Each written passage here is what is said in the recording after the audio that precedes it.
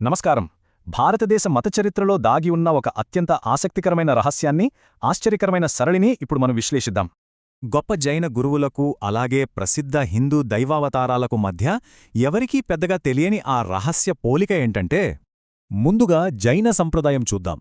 ఇందులో గొప్ప జ్ఞానోదయం పొందిన 24 మంది తీర్థంకరుల చరిత్రను గమనిస్తే ఒక ఆశ్చర్యకరమైన నిజం ఏంటంటే, ఈ 24 మంది గొప్ప గురువులు మహారాజుల ఇళ్లల్లోనే జన్మించారు. చాలా ఆసక్తికరంగా హిందూ మతంలోని ప్రసిద్ధ దైవావతారాల విషయంలో కూడా సరిగ్గా మనకు ఇదే ప్యాటర్న్ కనిపిస్తుంది. ఈ గణాంకాలు ఒక కఠిన వాస్తవాన్ని చెబుతున్నాయి. ఇక్కడ 100% రాజవంశాల గుత్తాధిపత్యం మాత్రమే నడుస్తోంది. అంటే ఒకవైపు చూస్తే రాజకుటుంబాల వైభవం, ఇంకోవైపు చూస్తే సామాన్యుల నేపథ్యం అస్సలు లేకపోవడం స్పష్టంగా తెలుస్తోంది.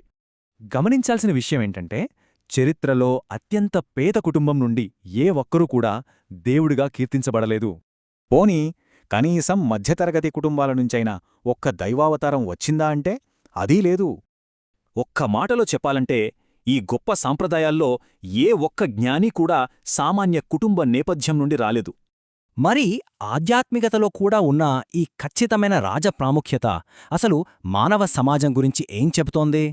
మూలాల ప్రకారం ఇది దైవిక నిర్ణయం కాదు, సమాజంలో పాతుకుపోయిన స్వచ్ఛమైన భౌతికవాదానికి ఒక అర్థం లాంటిది. నిజానికి ఇది యాదృచ్ఛికం కాదు. సంపద, హోదా పట్ల సమాజానికున్న తీవ్రమైన పక్షపాతాన్ని ఇది ప్రత్యక్షంగా చూపిస్తోంది.